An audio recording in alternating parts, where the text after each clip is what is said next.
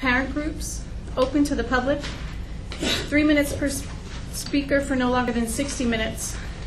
We'll have our superintendent's report, our correspondence and board comments. We'll have our consent agenda. We will then have a second executive session. Afterward, we will adjourn the meeting. Do we have any students or school presentations tonight? Any parent groups with us tonight? Okay. Were you going to read the policy? Yeah. The Board of Education has established a single period for public comment at board meetings, not to exceed 60 minutes. Speakers may generally comment upon any matter relating to district business. The president and or the superintendent may respond to certain other comments when all of the speakers have finished. The rules applicable to such public comment are set forth in the Board Policy 1230, a copy of which is available in the sign-up book at the front of this room and on the district's website. Thank you. Okay. Andrew Lucan.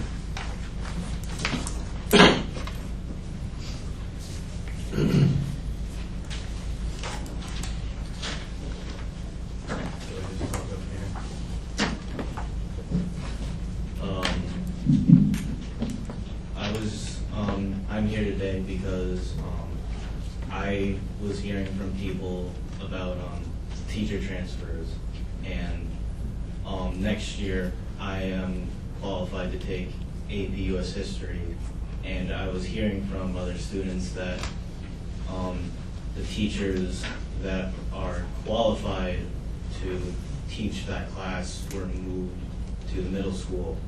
I don't know if they are in that shared where they go in between the schools group, but if they are permanently put in, or for that year at least, put into the middle school, then we obviously don't have anyone to teach that class. I don't know which group of people decide that, but do you take into account what classes the teachers are qualified to teach while you make those transfers?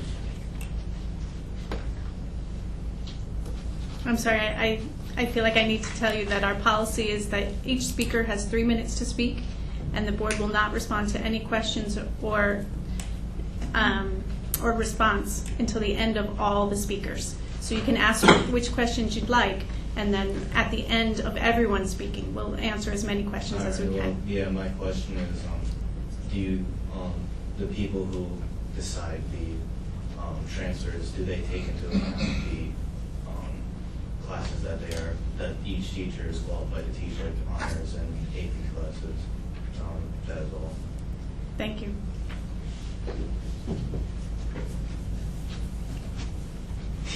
Angie Winkleman.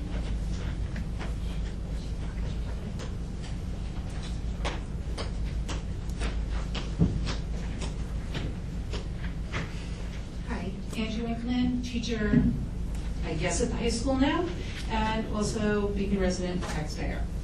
I wasn't really going to speak tonight. I just wanted to come and see and what was going on.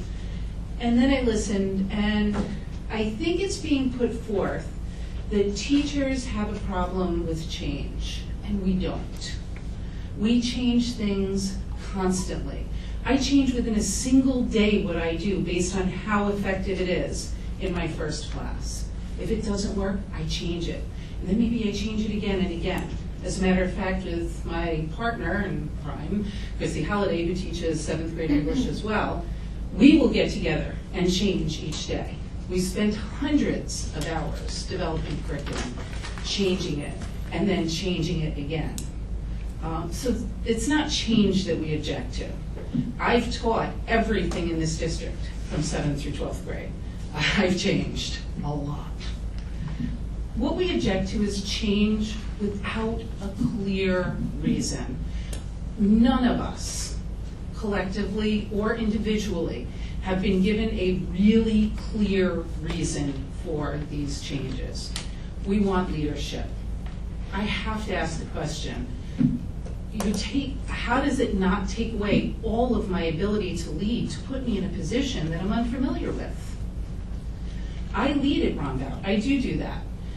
Maybe by default because of my seniority. I will not be a leader at the high school. I'm essentially a first-year teacher there. A couple of other questions. I don't understand why would more kids be likely to take tests with less experienced teachers? I don't understand the logic there.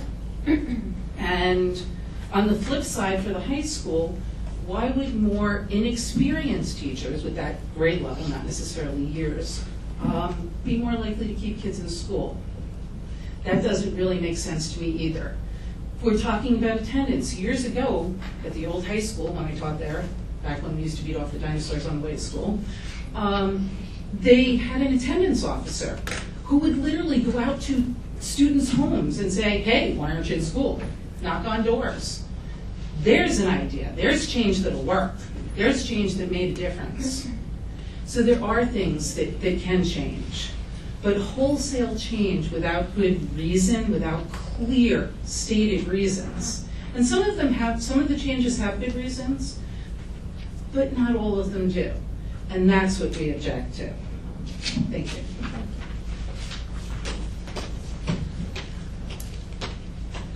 Deb Davidovitz.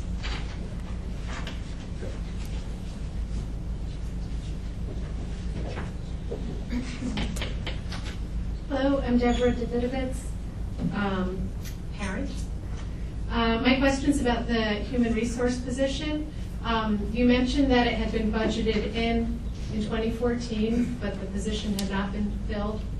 You mentioned that it's been budgeted in for 2015-16, but I'm confused about what's happening past that statement.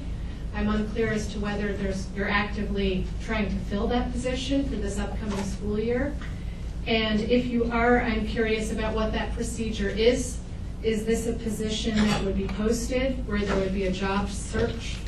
Some people were thinking that because it's not the civil servant angle, which is neither here nor there, but that as the educational position, that maybe there doesn't need to be a search. So if you could just tell us more about what the status is of that position, and is this something that's being considered as an internal position that you are moving someone within the district? Also, I saw those salary numbers. I'm curious about what the salary is that has been budgeted in for the 2015-16 year. Thank you. Thank you.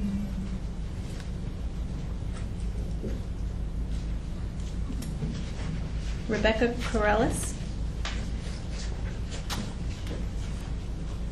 Hi. Questions? Oh, thanks. Good evening. I'm Rebecca Corellis, a parent of 2 children in the district. I have some questions for the Board of Education and Administration that I'd like to read, but I am actually giving you a copy of them so that you can see them. Hopefully this will be helpful to you. Before I begin to read through the questions, I just wanted to state 2 concerns that I wanted to express. The first one is this continued comparison of our school district to the business and industry world.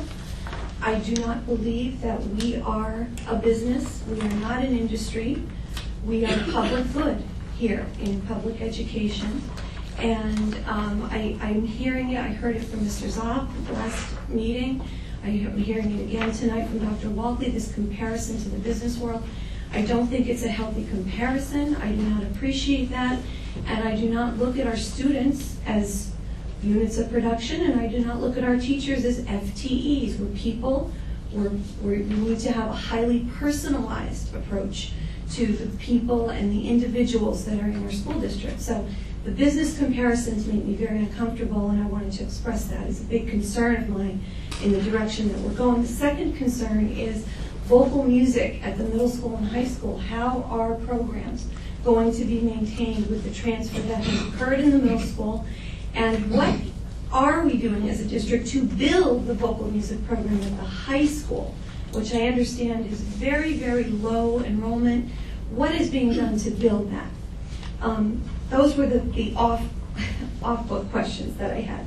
But the questions that I wanted to ask specifically that I did hand out to you are, regarding the HR position, what are the specific job tasks of the new human resource position?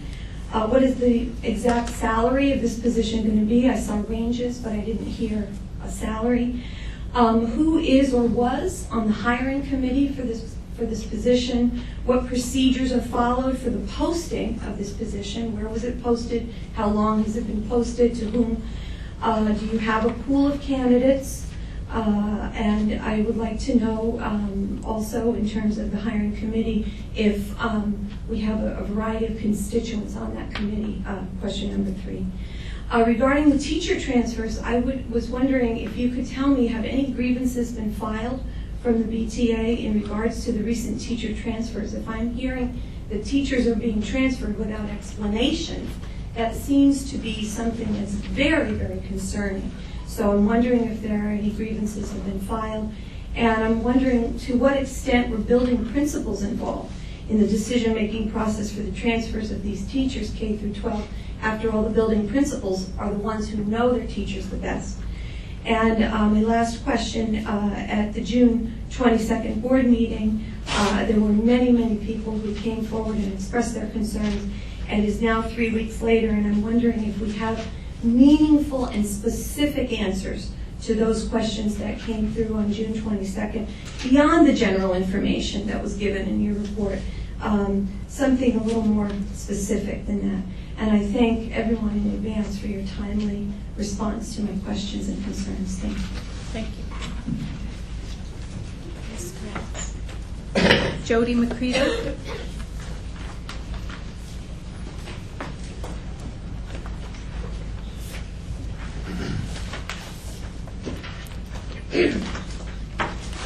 Hi, I'm Jody McCredo, parent, taxpayer. A lot of what I wanted to say has already been said, but I think it's all worth reiterating.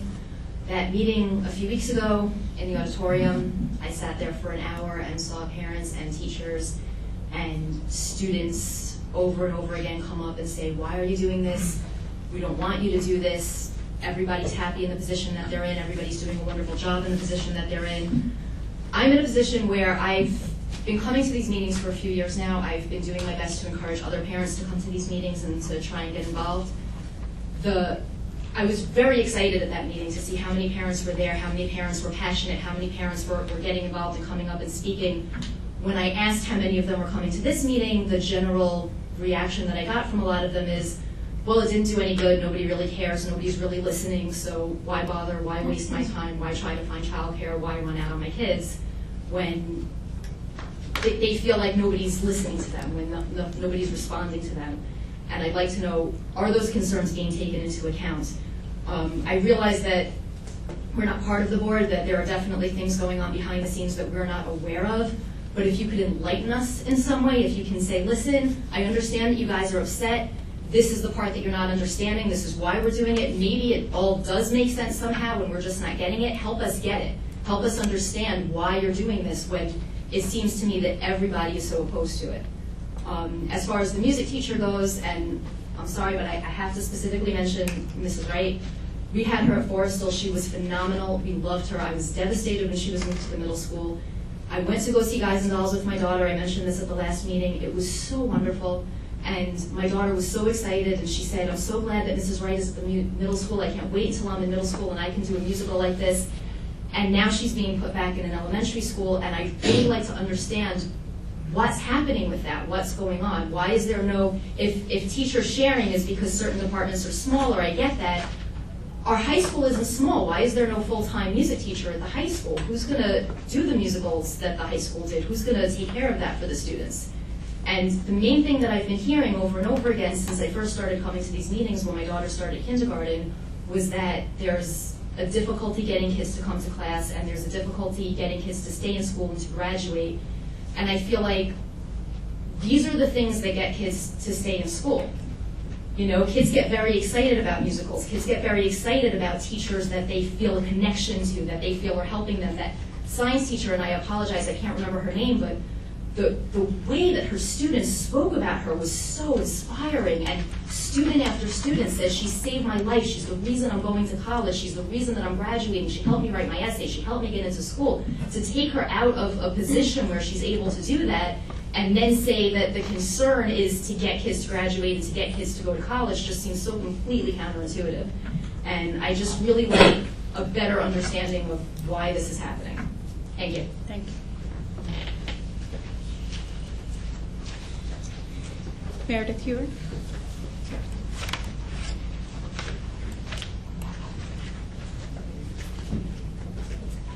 My name is Meredith Hewer. I'm a parent of 2 children in the district. I mostly was going to say what's already been said, but I do have one specific question. You did mention that specific accommodations have been made for the coaches to be able to leave elementary school and still do the work that they're doing with middle school kids for coaching. And I wonder if that has been addressed. I don't know if the new music teacher is planning to take on the middle school musical, but that was really amazing. And also, Mrs. Wright was able to start an after-school program for chorus for kids who wanted to do band and chorus, because you have to choose in middle school. And I really hope that those programs will continue in the middle school. They really make the middle school vital and important. And so I'm hoping that either Mrs. Wright has already been spoken to about continuing the work she's done there. I'm not sure if that would work. Or the person who is replacing her, I'm not sure who that is planning on taking on that responsibility. Thank you. Thank you. Megan Burns.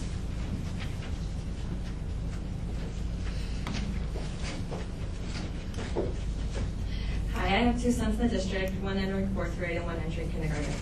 Back in May, it came to my attention through discussions with other parents that recess at the elementary school level was being withheld and shortened daily at all 4 schools for various reasons.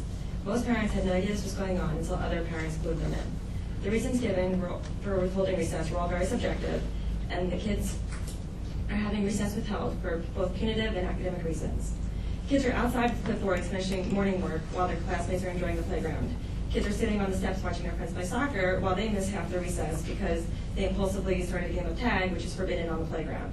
Entire classes are being held back in their classrooms and missing entire days' worth of recess because their teacher felt they were too chatty the day before during math. Kids are being made to sit out on the bench in this recess because they went the wrong direction on the slide. Music teachers are pulling students out from recess and having them redo music class with a different class because they fooled around too much during their respective class. There's a never-ending list of reasons kids are being routinely denied recess at all 4 schools. This is unacceptable. Research clearly shows that adequate recess time, which is ideally 30 minutes or more, improves student behavior and academic goals. Kids who have recess are better able to manage their behavior and focus on learning in the classroom. Research also shows that eliminating recess can negatively affect academic achievement, as growing evidence links recess to improve physical health, social skills, and cognitive development. I addressed the issue with staff, including my son's principal. I was told this was a district issue. I addressed the issue with Dr. Walkley, who told me my son's principal would address the issue. So who's going to take responsibility and fix the issue? A petition asking for recess not to be withheld for academic and punitive reasons was signed by a large number of parents that have sent Dr. Walkley in June and was never acknowledged. Dr. Walkley mentioned there would be policy meetings during the summer and this would be addressed. But the district already has a policy which states each student will be provided with at least 20 minutes of recess. So why is no one being held accountable for the constant shortening and holding of recess that continues to go on and clearly goes against what this policy states? 20 minutes of recess is already severely inadequate for the 5-year-olds to 11-year-olds who sit in a classroom for 6+ hours a day. Recess is not some extra time during the day that teachers and aides can draw from when they want kids to complete work or be punished for unwanted behavior. Recess is a right, not a privilege, and it holds great value and deserves the same respect as other subjects like science, ELA, and math. An issue needs to be addressed and be fixed before kids go back to school in September. Our kids deserve better, and the looming threat of recess being taken away and the stress it causes many kids on a daily basis needs to end now. Thank you for your time. Thank you.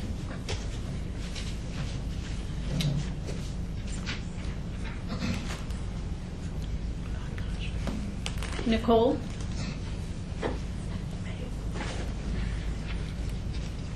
Could you tell us your last name? Meyer. Meyer, okay.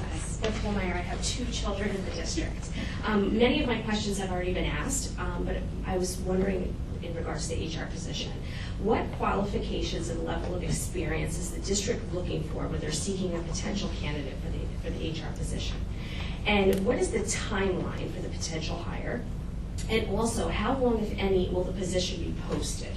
And I'm also wondering if the district has an inside candidate that they're looking for and or grooming for the position. And the second part of my questioning has to do with the district information that's being spread to parents. I try to be a very involved parent.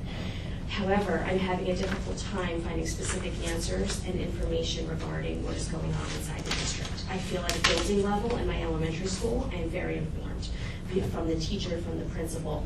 However, at a district level, I have a very difficult time finding information.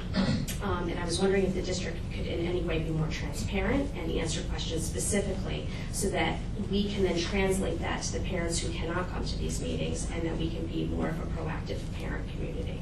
Thank you. Thank you.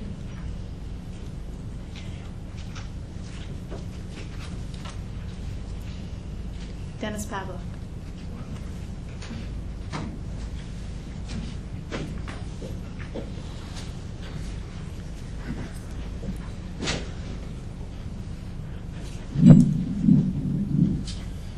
Dennis Pavlik, Beacon resident. I really wasn't going to be at this meeting tonight, but I came down from the county meeting and I made it in time to sign in the sheet. So I will say my comments I wanted to say at the last board meeting, I'll say tonight and say tonight.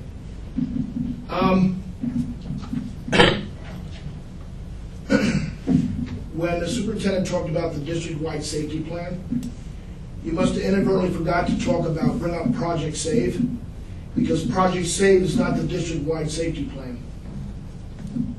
It's two different things. Project Save is a New York State law. Okay, folks, you're supposed to have a public hearing succeeding every July 1st or before that, so your public hearing should have been set the first school board meeting in June.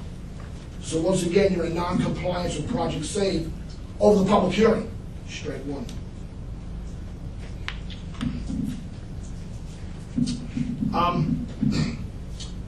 I'd rather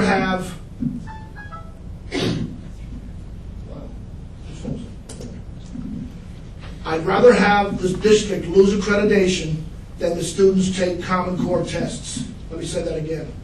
I'd rather have the district lose accreditation than have the students take Common Core tests. I can't put it any other way. I was here at that meeting. Superintendent, by the way, my comments need no response. I'll reply back, just so you know. So just edit my name off there, just so you know. My comments are my comments. So that's what I believe. I don't believe that the students taking Common Core tests, with all that I heard through public hearings in Wappingers and Poughkeepsie, and I attended about 4 or 5 public hearings on Common Core. I'd rather lose accreditation than take Common Core testing. That's comment number 2. And my opinion on teacher transfers revolves around state testing. My opinion, once again, only state testing. We're trying to move teachers around, get them where they need to be for state testing. That's, once again, it's my opinion. Where was the teachers' representation from their union? I heard they got none. They didn't get any. So then someone needs to be walking down the street if you can't get any representation. Someone needs to be in the street.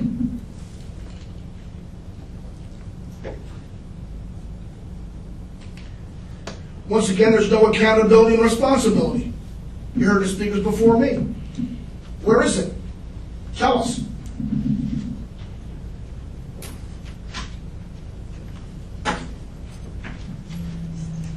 We've completed everyone that signed up to speak tonight. Was there anyone else that wished to speak?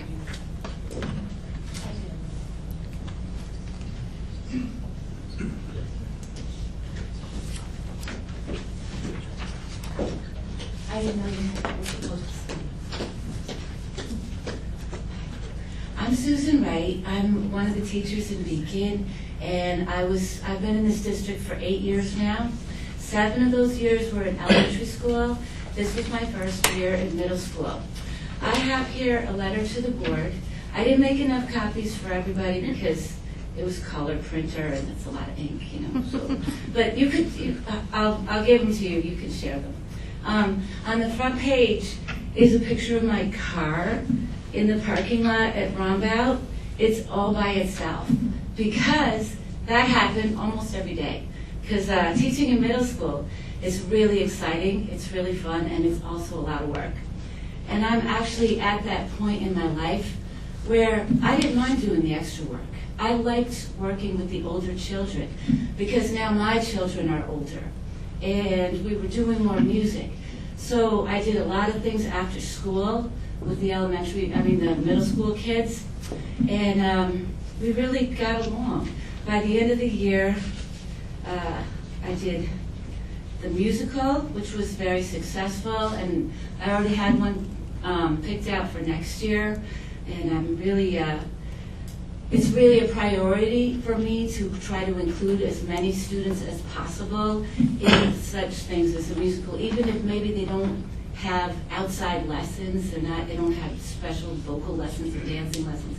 Try to get them all in there.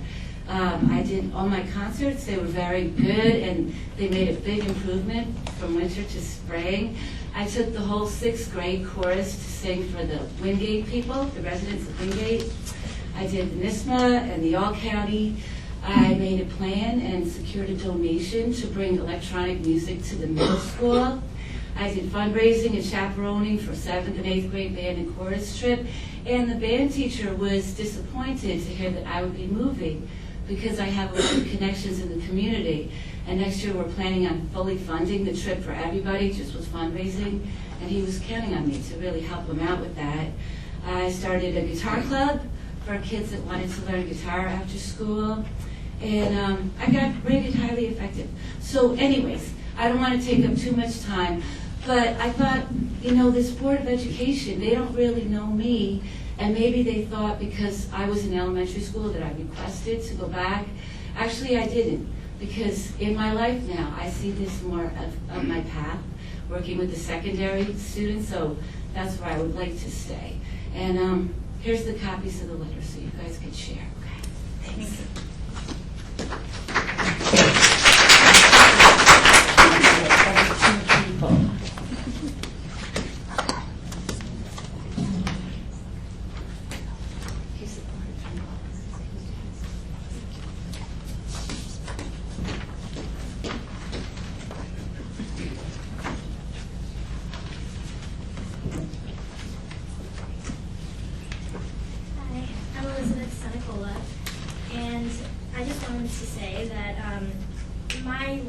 For the whole teacher transfer situation is that teachers who have been in a position for longer might be able to teach it more effectively than just getting switched to another position.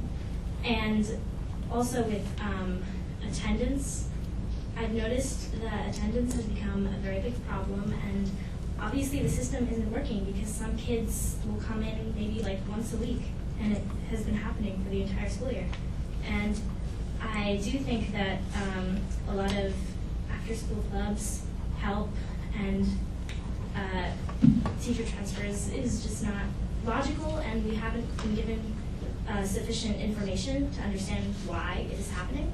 I have grown very close with a lot of the teachers in my school, and all of them have told me that they don't know why they're being transferred, and that's a bit confusing for me.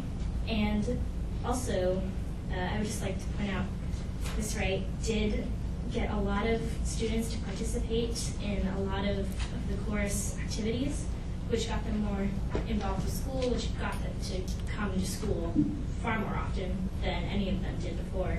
So, thank you. Thank you.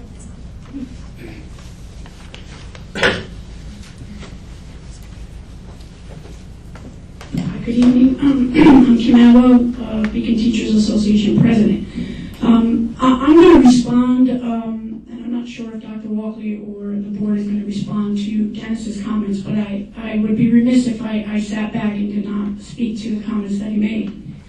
So, the comments that were made regarding where was the union representation, I want for the record to be very clear for the folks that were at the last meeting, or if you were not at the last meeting. I have been in this district for 20 years. I have been a union president for 7, and I have attended every single board meeting. I have attended policy committee meetings, and I am very much involved in the community and the district. The union was involved. To the extent that we made a public statement at the last board meeting, and we talked with Dr. Waltley, the officers, and myself, all 4 of us, sat down, we had a meeting regarding the transfers and our concerns around the transfers. Now, as union president, I have stayed consistent in my position that I will defend when there is a violation of the contract. Transfers have happened. In the 20 years that I've been here, I was transferred. And so it's not a new thing. However, we were concerned with how the process was handled. Not the public. And so I'm talking, and I can talk to you, I can stand here if I want. So, is that Seems okay? like you should be addressing the board, not the Is it public. okay? Well, I can address the public too, unless somebody tells me not to. Would you like me not to, Melissa? You have 3 minutes to speak. Okay, thank you. So, we signed a memorandum of agreement with the district to make sure that moving forward, the process was handled in a better way. That was done with more intimacy, so people had an opportunity to talk about the concerns. So I wasn't planning to speak tonight, but I don't want to sit back and not speak to what was factual. And if you were at the meeting, the board did approve the supplemental memorandum of agreement. So I wanted to clear the record for that. Okay. Thank you. I appreciate it. Thank you.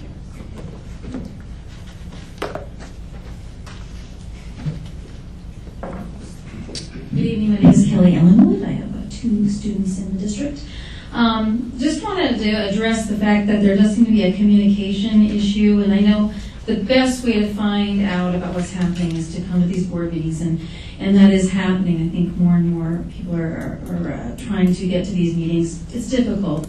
But I was wondering if perhaps the board would consider doing a weekly or a monthly, and I know you have the minutes, I know things are online, but it is hard to find out information. I totally agree with you. And I'm very savvy, and I know how to do my research, and I cannot find a lot of answers. So I'm wondering if there's a way to do sort of a user-friendly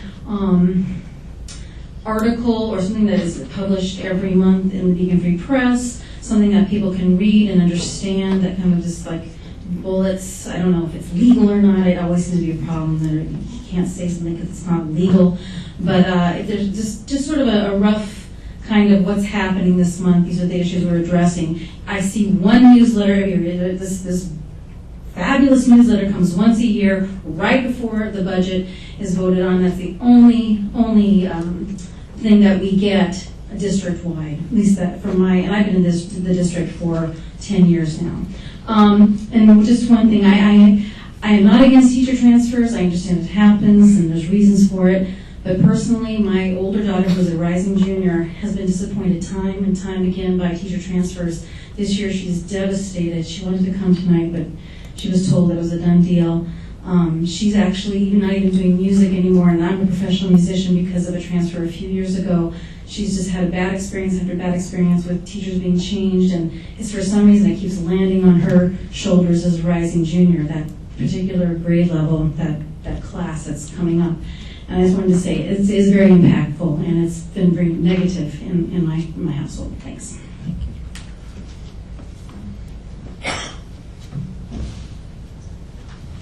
Was anyone else wishing to speak? Thank you. About the teacher qualifications to take or teach AP History. They must be certified in, have a New York State certification for history, and they must complete an AP course that is offered at different colleges. And that's what qualifies a teacher to teach AP History.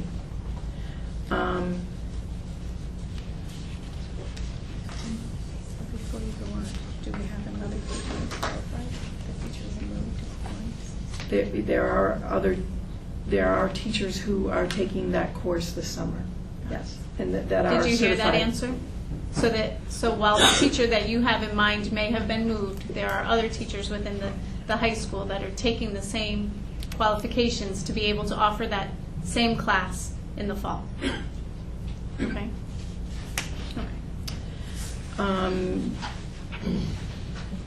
I agree with Ms. Winkleman. I think, I don't know if she misheard what was said earlier, but changing a teacher does not make a student more likely to take a test. I said that that was a community decision and that the community needed to decide if that's something that we want to do as a district. I'm fascinated by the interest in the HR position. I would hope that every position had that much interest in the community. We're currently advertised for an assistant director. Our new director just came on board, and the process that we will follow is the same process that we follow for every hire. Starting with a job posting, every job is posted. For some jobs, like a director position, assistant director, etc., we advertise what we say widely. We advertise widely for the position. So the position is not only advertised through, first, of course, internally, because we're required by a contract to do so. We also advertise through OLAS, through the BOCES, and there are a variety of colleges that we advertise in, as well as different publications when we advertise widely. It is always the same group of publications that we advertise to. When we advertise through BOCES, they also, part of the package that they provide for us is they also place the ad in certain publications. So we always follow that process. A team of people who would be working, sometimes there's staff members who might be working, for example, the assistant, although we haven't set up the committee yet, we have advertised for the assistant director. A hiring committee will be set up. And may include staff members that work with or for that person.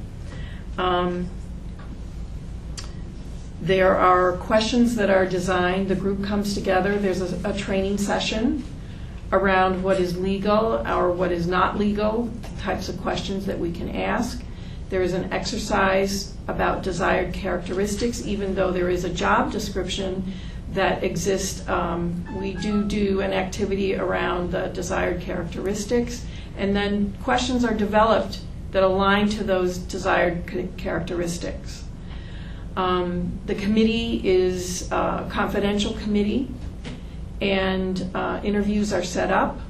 They are usually, for such a position, they're usually about 45 minutes to an hour, although there is a pre-screening that is done. I'm sorry, I'll go back. There's a pre-screening that is done by the supervisor of all of the candidates that apply. And lately we have been screening every applicant that is qualified. What I mean by qualified is that they hold the proper certificates or certifications to fulfill that job. I'm just wondering what kind of rumors are out there in the public. It concerns me, based upon the questions that I'm hearing, that the hiring process would be in question. It is the same hiring process that we have been using, and actually the hiring process was approved by the board. Could I just, I just want to make sure that I heard, I think that you might have said assistant director, but was that the title of it? There is an assistant director for our pupil personnel right now that is open. Right, but it sounded like you were talking about the HR position. I just want to clarify. I'm sorry. No, I was talking about both, but I was saying, just as we will do with the assistant Director of Pupil Personnel, we will do the same with the director position, because it is the same process that we do follow for every hire. Let's see.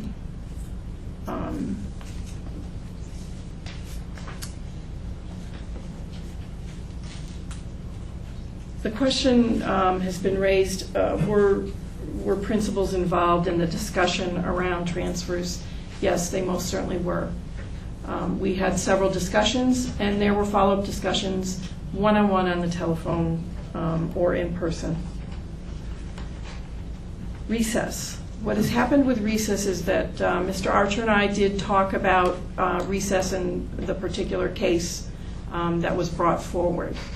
This summer, the principals, the administrators have been working with me, and recess has been a topic of discussion. We are clear, I believe, the principals are clear about recess, and our policy is clear that it is 20 minutes a day for recess. And the principals have put in place and are tweaking any processes or procedures for having recess. And we do understand that there are very few times when students can make up work, but recess is not a time for students to make up work. And we're clearly understanding about that. In addition to that, we also have had discussions around what if there is misbehavior on the playground or during recess, and we are clear that consequences happen when there is misbehavior, but that in general recess should not be removed as a punishment for something else. The consequence should be aligned to what happens on the playground, if there is any.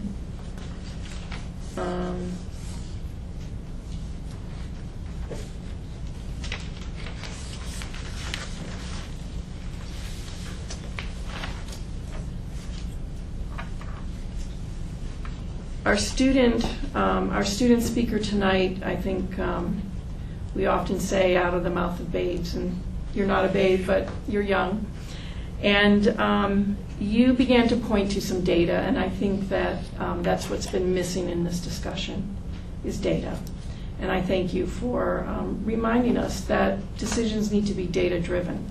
You are correct, there is an attendance problem, and you are absolutely correct. The system isn't working. That's why we're changing it. The system is not working. Very clearly not working. We do have attendance problems. We have student achievement problems. We have a number of problems, and that's what we're trying to change. And so I thank you for reminding us all that the data speaks loudly. And that's something that I certainly can bring in a future meeting. I don't have it with me this evening. We do have more than one newsletter a year. I like the idea of having more communication. I don't know if an article in the paper, but maybe something posted on the web. I like the idea of a few bullets. I think that that's something that we can talk about and make operational. I think that's a great idea, and thank you for that.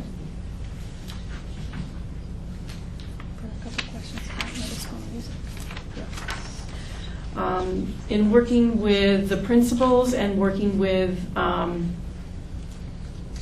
our content coordinator, one of the things that we are doing this year is increasing the amount of staff time, FTE time, at the middle school. The middle school and the elementary schools are both feeders to the high school. And you're right, the high school enrollment in some of the music classes at the high school have dwindled, and the desire is to build the program, but you have to build it earlier at the lower levels than bring students up.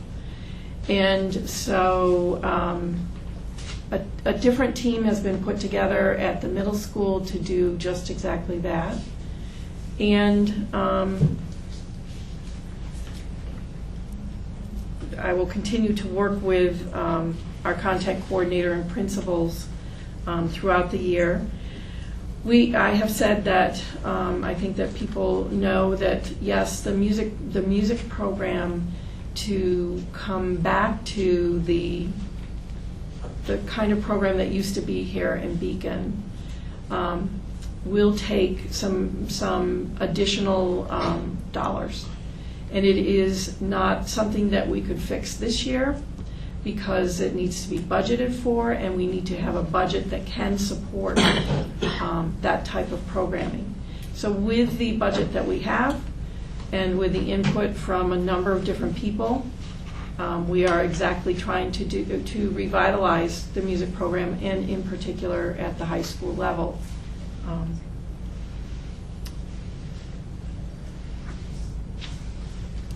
And I would also just add that transfers are not a contractual issue. It is not against the contract. And people can take grievances, but because a grievance is taken doesn't mean that there is a contractual right. So transfers are not a contractual issue. And therefore, grievances will often fail unless certain actions are not taken. So as Mrs. Atwell said, the night that we were in the auditorium, a SMOA has been signed, and in the future will be followed. I think that's it. Thank you. For my report, I just have one particular item this evening, and that particular item is about our a new and exciting relationship that we're going to develop with Marist College. Kenya keeps asking about the Liberty program and the Upward Bound program. Unfortunately, those are grant-funded programs of which we are not. We cannot avail ourselves of that because our district is not as needy as some of the other districts that participate in those particular programs. However, there is a new program being developed with Marist College that we definitely would like to be a part of. The name of the program is Grow Your Own. And the idea is to interest students at the high school level, beginning in 9th and 10th grade, in the teaching profession. And not only are we participating, the program is growing as we go along. So I don't have all the rules of the program, but I'll give you the basic idea. In 9th and 10th grade, students would join something like a club where they would express interest in being future teachers. And we would have an advisor at the high school, and Marist College has 2 support people that they have hired. One support person that they have hired, they are calling a professor in residence, and the second support person that they are hiring that will coordinate the program is they have just hired a fellow. It is a woman who has graduated from the University of Massachusetts with a PhD in education. This program will be open to all students, and especially students from underrepresented categories. As the program goes along, activities such as visiting the campus, shadowing people, spending time on campus. They would like to see a program next summer that is a residency program where students could go and actually stay on campus. So it's very exciting. It's a program that they will be developing with us as we go along. So more to come about the Grow Your Own program.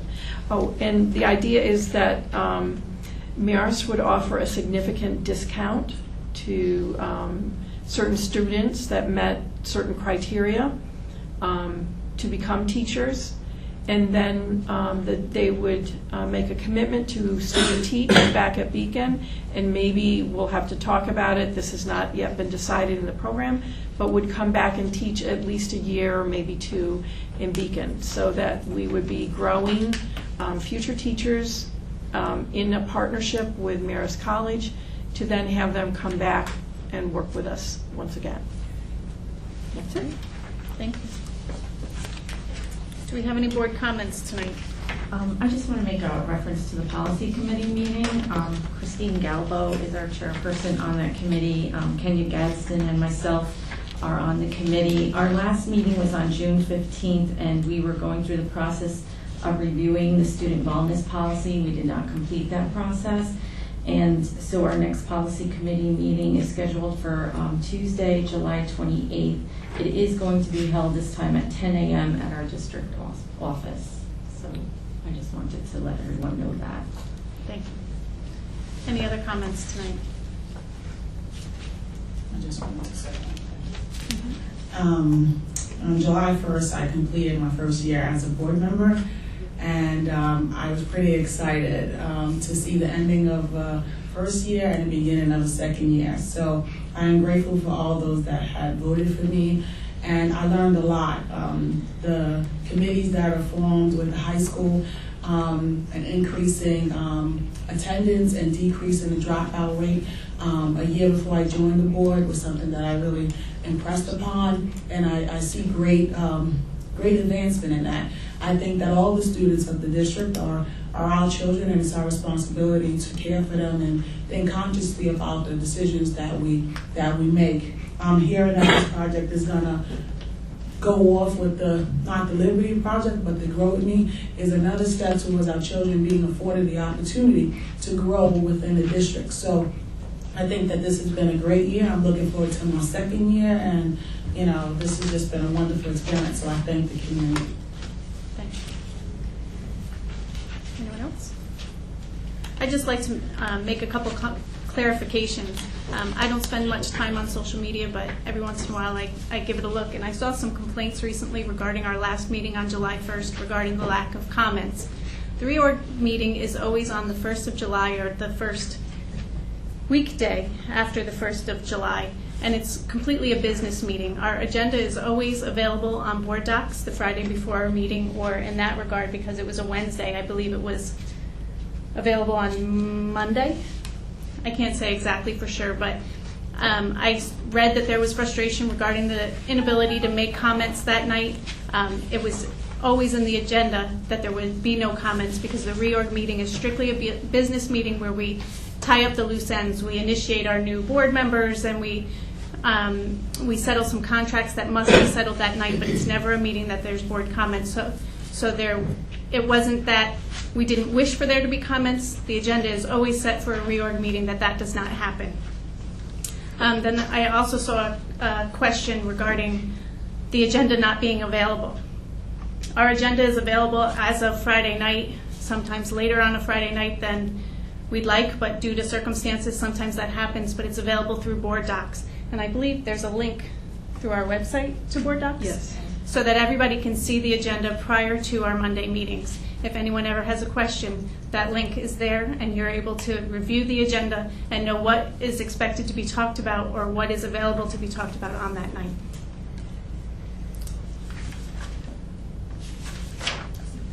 Okay. May I have a motion to approve the consent agenda? Motion to approve consent agenda item 10.02 through 10.14. Second. Comments or questions? Yes, Melissa, I would like to pull 10.05 and 10.14.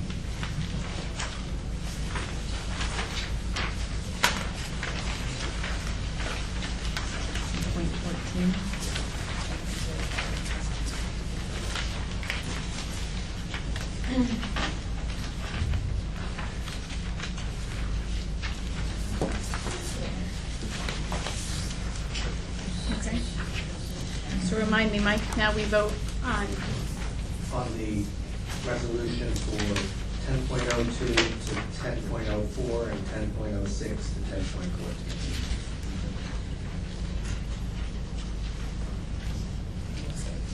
want to? Just 13, the 13, excuse me. Motion to approve 10.02 to 10.04, and then 10.06 to 10.13. 10.13, sorry. Second. Comments or questions? All those in favor? Aye. Opposed? Motion carried.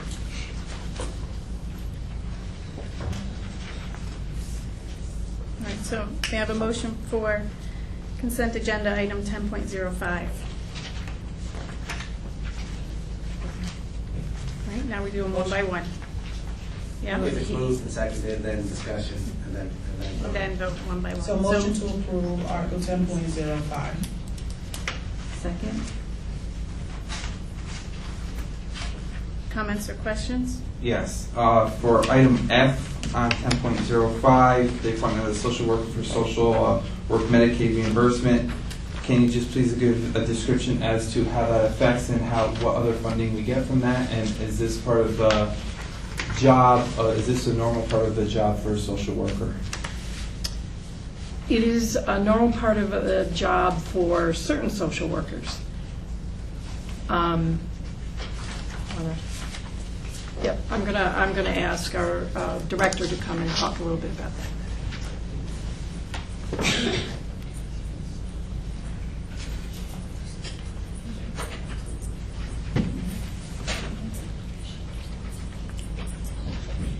Cecilia Gansfar-Runley, Director of People Personnel Services.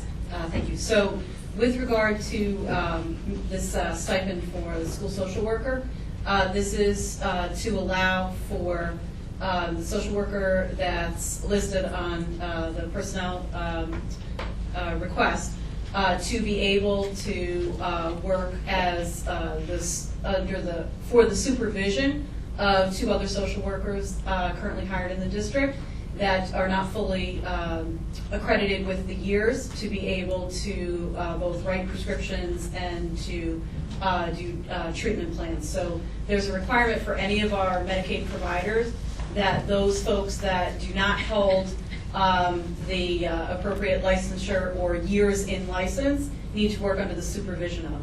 So for us as a district, what it allows us is to be able to submit those as billable claims for our Medicaid eligible students. So the district does recoup far in excess of that stipend for the hours of the other 2 social workers that we would not allow to bill for at all. Do we know how much we're going to recoup from that? That I would have to look up, and unless you have those figures here. Medicaid roughly is $100,000 a year, and we're starting to see that increase over the last 2 years. We had a big shortfall several years ago, but it's in that ballpark. So as you may be aware, the rules that have been changing with regard to Medicaid eligible services within school settings has shifted from what was once an educational model that afforded us much reimbursement of cost of services to a medical-based model. And so the requirements, are very stringent, and there are very few. Each year it gets a little bit shorter in terms of what are eligible services that can be provided in schools. So we do want to be able to take advantage of what limited therapy services are eligible. Thank you. And before you go, I believe I read that the social workers that this social worker would be overseeing are almost at the point where they have their accreditation, so that this service won't be needed going forward. Correct. My understanding in working with Mr. Mulhern as part of the transition of his retirement out of the district and my entry into the district over the last week was that this allowed for the addition of those Medicaid claims, and that the two social workers that this person currently signs off on will be at their years in licensure at the end of the 2015-16 school year, but I can double check that. So their certification is going to change from an LMSW to an LCSW to get that so they can build a Medicaid? Yeah, I don't want to misspeak. I can look into it and send the details to Dr. Walkley Great. for you, but that was my understanding, was that this was a short-term gap measure rather than just kind of waiting until it can happen. Thank you. You're welcome. Thanks.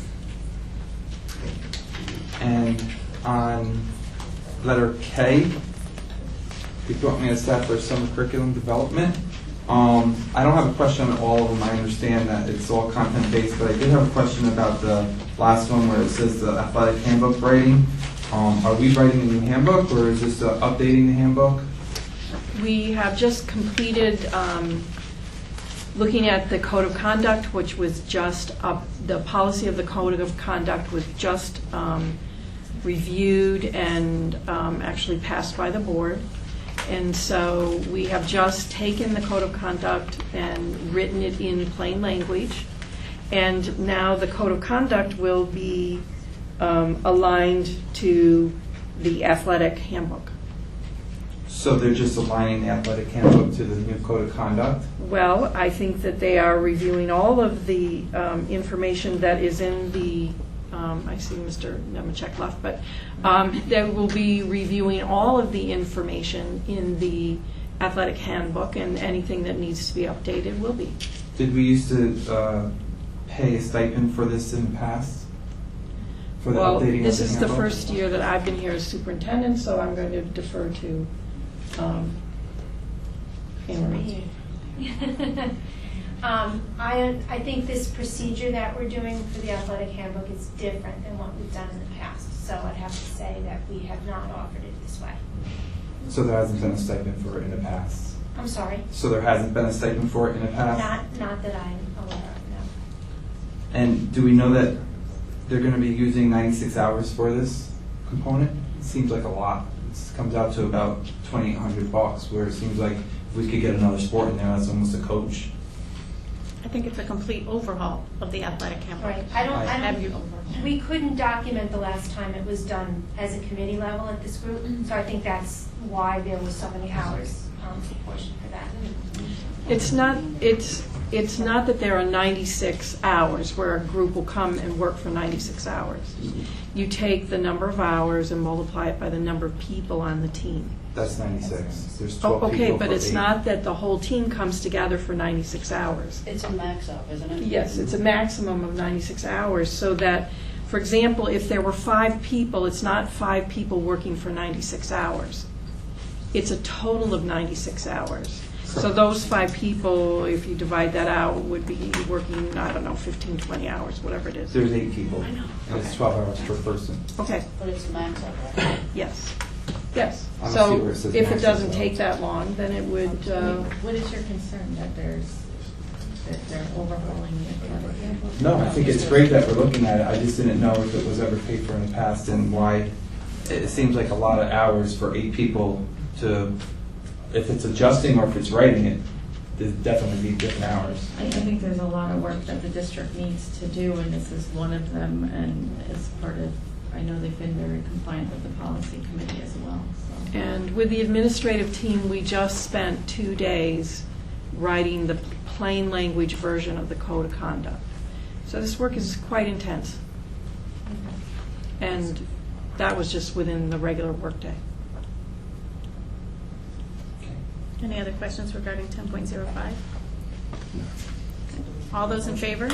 Well, Melissa, I think that you have to, you could go 10.05 A through E, we would vote on that, and then we would vote on F separately because it was discussed, and then we'd go G through. I don't know. It's as a whole.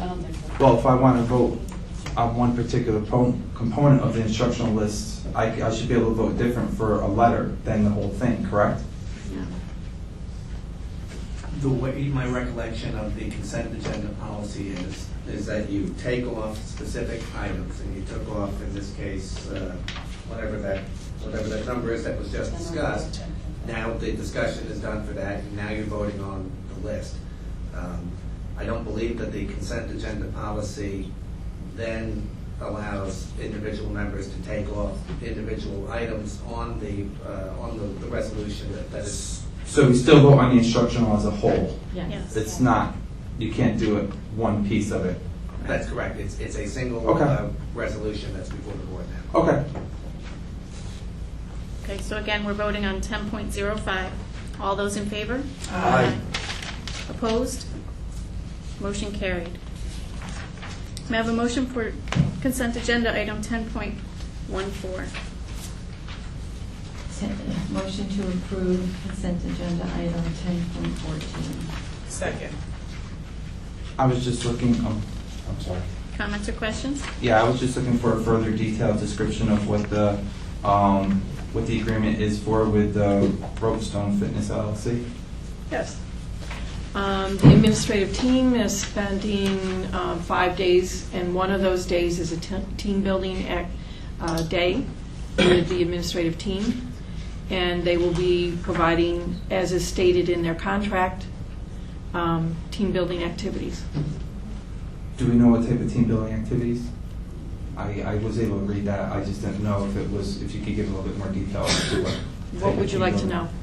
I don't know. What type of team building? Are they going to be doing physical team building? I mean, paintball is a team building activity. Are they going to be doing some it will not jigsaw be. puzzle building? Or, there's a lot of team building activities. So the day is going to start with a warm-up, which is, by choice, a warm-up where there will be a little bit of exercise, and those sort of to build camaraderie, people can support each other, etc. There will be a part of the day that we will be reading a book, a full book, and that will be coupled with something that they call walk and talk, where we will be discussing pieces of the book around communication and teamness. There will be games that are similar to the types of games that Project Adventure has, although this is not a Project Adventure course of study. There will be problem-solving exercises.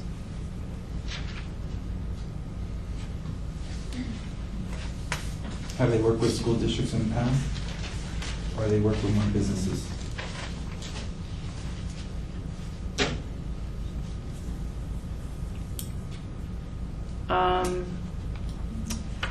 You would have to ask them, Anthony. Well, I'm asking you, you approved the contract and you put it on the agenda, so I don't know, did you look at their history? Did they do this with education staff or is it more business staff? Well, they do team building exercises. They have a reputation I of understand bringing people together. I'm not sure I understand the difference between a group of people from a school or a group of people from a club or a group of people from any organization. So if you can tell me what's different about educators, then I could find out the answer for you. Absolutely. So sometimes when they do team building activities, if it's business, they relate it towards the business component of what that business does. If it's educational, they can relate it into an educational language for the people. So I didn't know if they had the educational background and that they're familiar with what's going on and know the construction of the building and the flow of the district to build those activities. And I was wondering if they had that specific expertise to work with it, so they have that educational component, or if it's more of a business background where it's a CEO and board type of thing. Can I just interrupt you for a minute? Because I know we're both in education here, and I think that, both of us, we have been at, our respective superintendent conference days in our differing districts where, there's constantly people who are brought in to do team building activities, either with specific groups of people or with the entire organization. So I'm even kind of getting lost as to what you're looking for here, because it seems like, and I've been on the board for 6.5 years here, and there's a lot of things that I feel like Beacon needs as far as moving forward with the academics of our students, as far as working together as a team. I understand that people are upset about the transfers, but it's something that looks as if to help improve our student achievement. So I'm just kind of like losing focus here as to what you're asking for. It's a team building activity. They're trying to move forward and moving with the administration here, so I'm not quite sure. I feel we have a responsibility to the taxpayers of the district so they know what type of activities we're paying for. And so I'm asking for clarification as to what those activities are and how it's going to better the district. The simple question I asked was, does this company have background in working with educational facilities or school districts? If we don't know, that's okay, we don't know. I was just asking a question because sometimes when companies have that expertise working with districts, they could pull in that educational and that state component, which other districts, other companies may not have. So I was just asking questions. If we don't know, we don't know. That's not the job I asked them to do. I asked them to work in the affective domain and to help build a team and increase communication among the members. So this isn't about the content of education per se, but I will find out if they have worked with other school districts. Any other questions regarding 10.14? All those in favor? Aye. Opposed? Motion carried. May I have a motion for executive session? Motion to adjourn to executive session to review the employment history of a particular individual, and the board is not expected to take action after executive session.